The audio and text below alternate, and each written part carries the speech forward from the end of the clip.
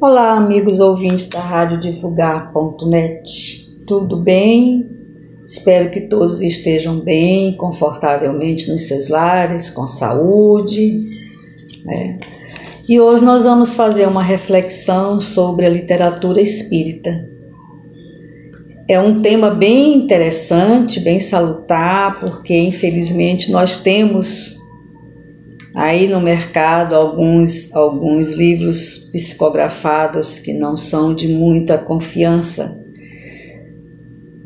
E nós precisamos ter a certeza de que essas informações, essas psicografias venham de espíritos superiores, que venham através de médiuns que estejam realmente preparados para fazer essa divulgação.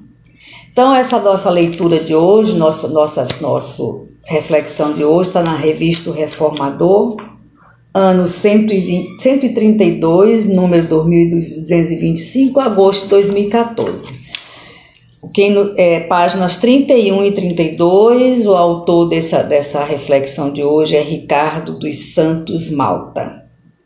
E vamos iniciar para ver o que ele nos fala, o que ele nos orienta em relação à literatura espírita. Arthur Schopenhauer teve a oportunidade de dizer que seria vantagem inestimável se em todas as áreas da literatura existissem apenas alguns livros, mas obras excelentes. Por sua vez, o próprio Allan Kardec reconheceu que seria preferível que só fossem publicados bons livros. Infelizmente, isso não ocorre ainda. Estamos no mundo de provas e expiações, não é verdade? Sem dúvida, no mundo de provas e expiações, é esperado que o joio cresça junto com o trigo. Mateus, capítulo 13, itens 29 e 30. A publicação de obras sem qualidade é um fator negativo de qualquer segmento literário. Com o Espiritismo não poderia ser diferente. Não se pretende com isso cercear o direito de livre expressão, nem proibir a literatura de qualquer obra, seja ela psicografada ou não. Entretanto, a crítica literária também constitui um direito irreprovável, desde que realizada certamente com caridade. Ora, em matéria de psicografia, especialmente, muitos exigem o direito de publicação irrestrita, mesmo das mensagens mais excêntricas. Contudo, não permitem nem mesmo o exame do conteúdo, melindrando-se com as mais simples observações doutrinárias. Isso é um sinal de que não é uma boa leitura, não é um espírito de luz, um espírito superior que esteja fazendo isso. Até porque quem deve não teme. Então, se eu quero publicar algo, e se eu faço algo e alguém diz, deixa eu fazer uma verificação, deixa eu fazer uma análise do que tem aí, eu não posso me chatear, eu não posso me magoar com isso. Se eu tiver a plena certeza de que o meu conteúdo é um conteúdo sério e de veracidade. Atitude suspeita, pois os espíritos superiores nos aconselham a examinar as comunicações, porque nada tem a temer do exame, né?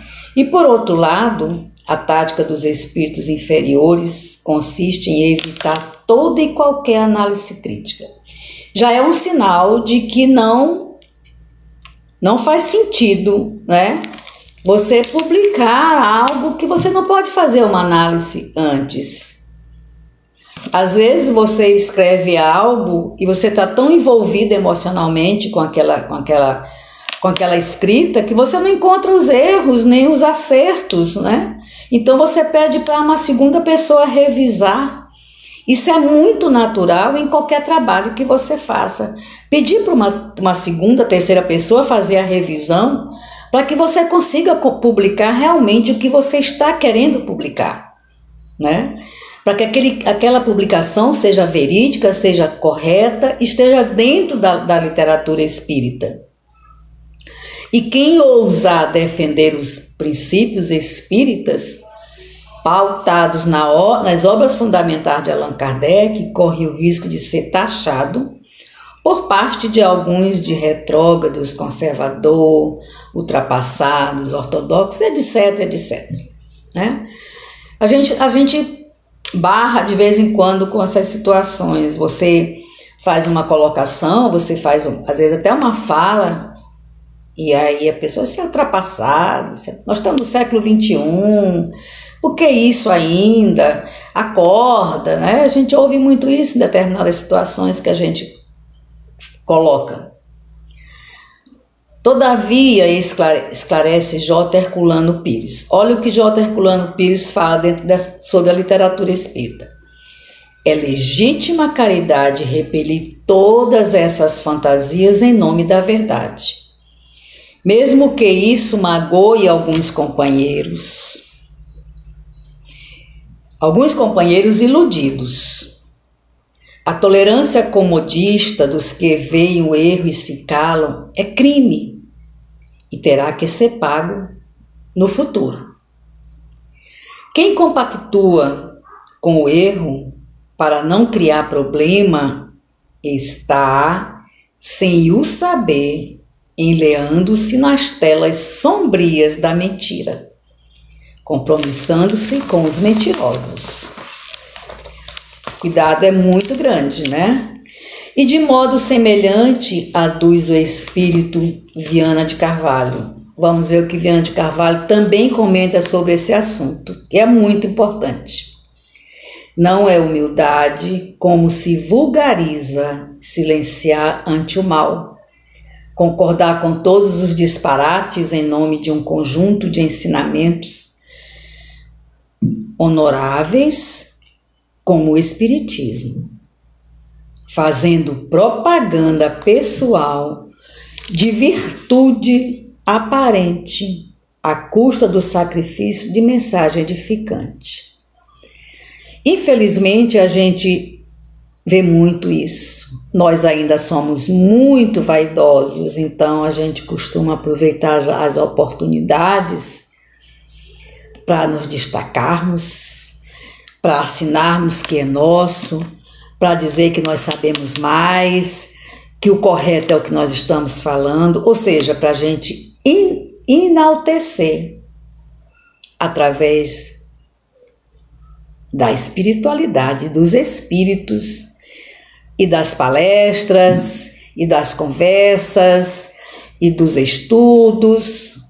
É muito natural entre nós acontecer isso, mas a gente paga caro, porque nós não podemos tirar o chapéu com a mão alheia. Quando você utiliza algo que não é autoria sua para se beneficiar, meu amigo, dentro do espiritismo o bicho pega. E se a publicação de obras antidoutrinárias já é algo danoso, tomar como verdade os piores erros é ainda mais grave e absurdo. A única defesa que tem o leitor espírita é o estudo prévio das obras fundamentais do espiritismo. Antídoto eficiente, porém desprezados por muitos. Nós somos bem acostumados e fáceis de encontrar dentro das pessoas que se dizem espíritas, bater no peito, eu sou espírita, e ainda usam uma expressão assim, eu sou espírita kardecista. Não existe espírita kardecista, existe espírita e ponto. Eu no início também me dizia, para me diferenciar de outras religiões, eu me dizia que eu era espírita kardecista. Quanta ignorância! Eu não sou espírita kardecista, eu sou espírita. Allan Kardec é o decodificador dos livros fundamentais, das obras fundamentais do Espiritismo.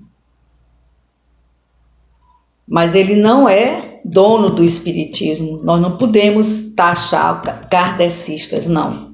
Nós estudamos as obras psicografadas através de Allan Kardec. Mas ele não é autor, ele não é dono de nenhuma obra. Ele é somente o instrumento dos espíritos superiores para a codificação do Espiritismo, dos livros fundamentais, das obras fundamentais. Não podemos fazer o papel de Filadélfio. Filadélfio era um personagem do livro Jorge Amado, que vivia com o livro de Allan Kardec embaixo do braço. E ele lia eternamente aquele livro e nunca chegava ao fim. Não passara mesmo da página 30 e se dizia espírita. Quantos nós não somos assim? Às vezes nunca nem abrimos o livro.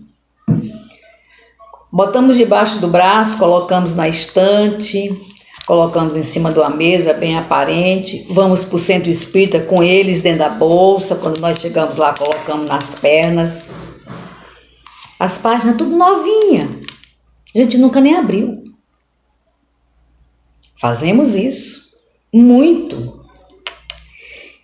E aí, nossa leitura de hoje, a nossa reflexão nos fala, é preciso estudar o Espiritismo.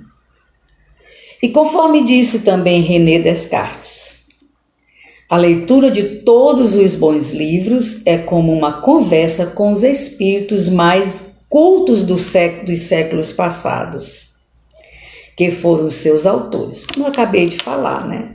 Os espíritos superiores, eles foram os responsáveis pelas obras kardecistas, né? As obras psicografadas através do nosso querido Allan Kardec.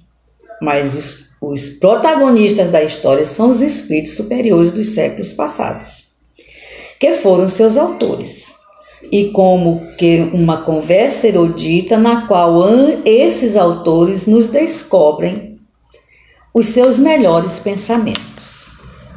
Como nós somos agraciados com livros maravilhosos e às vezes a gente deixa na estante criando teia de aranha, se enchendo de poeira, e não tiramos 10 minutos por dia. Nós precisamos tirar pelo menos 10 minutos do nosso dia para ler um trecho das obras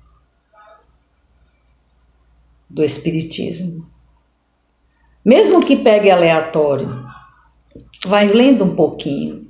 Mas tem um livro que eu tenho certeza, uma obra que eu tenho certeza, se você começar a ler, você quer chegar no fim, é Céu e Inferno. É uma obra maravilhosa, é uma prova viva de que existem outras vidas, de que nós somos aqui apenas passageiros, trabalhadores da última hora. E partindo dessa premissa, podemos conceber que o leitor tem o privilégio de dialogar com o próprio Allan Kardec. Receber os conselhos e ensinamentos do Espírito Erasmo e toda a pleide de espíritos superiores que colaboraram com o conteúdo das obras fundamentais. É possível ainda estreitar laços com os pensamentos filosóficos de Leon Denis e Herculano Pires. Ter aulas científicas com Ernesto Bozano e Gabriel Delany. Aprender o Evangelho com Caibar e o Espírito Emmanuel. Enfim, ter a oportunidade de conversar com os vultos do Espiritismo por intermédio de suas obras imortais. Olha que maravilha, que fantástico, que dicas maravilhosas nós estamos tendo nesse dia de hoje. Não é? Autores, espíritos que eu nem conhecia, estou vendo aqui e eu vou buscar. E espero que vocês também busquem. Infelizmente, não raro, o público é tão simplório que prefere ler o novo a ler o que é bom. entre aspas. Isso não quer dizer que os novos escritores sejam descartáveis ou ruins. Pelo contrário, há excelentes trabalhos na atualidade, sabemos que sim. Nós temos excelentes autores aí, excelentes espíritas psicografando e fazendo palestras maravilhosas, e que nos encanta. Nós temos dentro do centro espírita que eu frequento, meninos que estão saindo, estão aflorando dentro do espiritismo e já dão palestra que você fica assim, quando é a palestra de fulano de tal? Inspiração, amor, credibilidade e certeza que estão buscando, com certeza, os autores mais antigos, os espíritos superiores, para estudar, para poder disseminar a verdadeira espiritualidade, verdadeira espiritismo.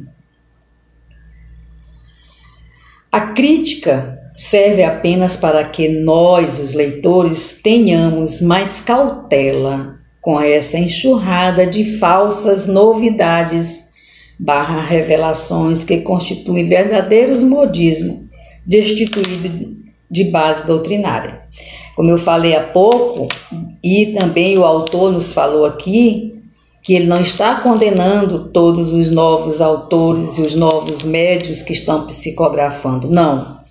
Ele está afirmando que existe hoje médios maravilhosos que estão iniciando a doutrina e já despontaram, porque estão caminhando pelo caminho correto, fazendo primeiro, estudando as obras fundamentais, para depois se expor, para depois fazer as suas colocações. Porque quando você faz colocação de algo que você não tem conhecimento, que você não sabe de onde vem nem para onde vai, é complicado.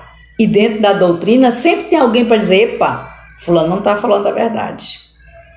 E esse é um perigo.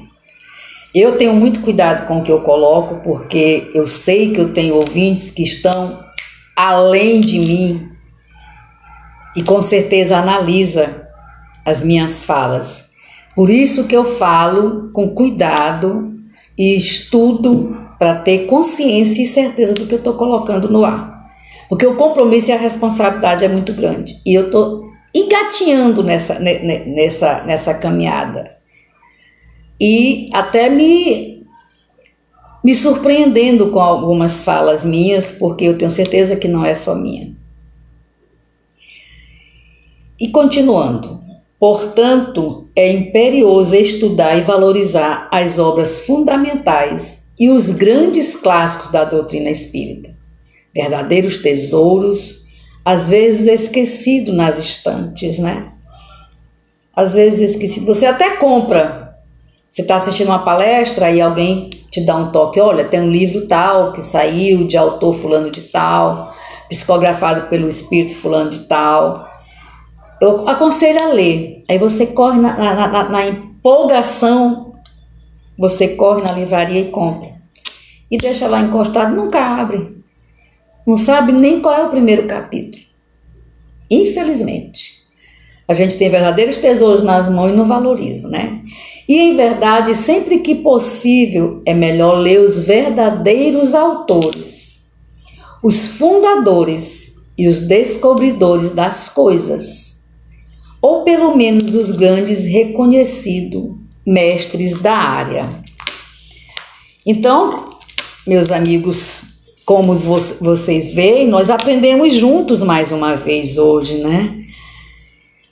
Essa explicação referente à literatura espírita, dessa reflexão de Ricardo dos Santos Malta, ela é de extrema importância e necessidade para quem quer levar o espiritismo a sério.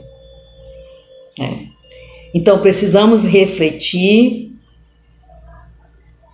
e buscar as boas literaturas dos grandes espíritos superiores.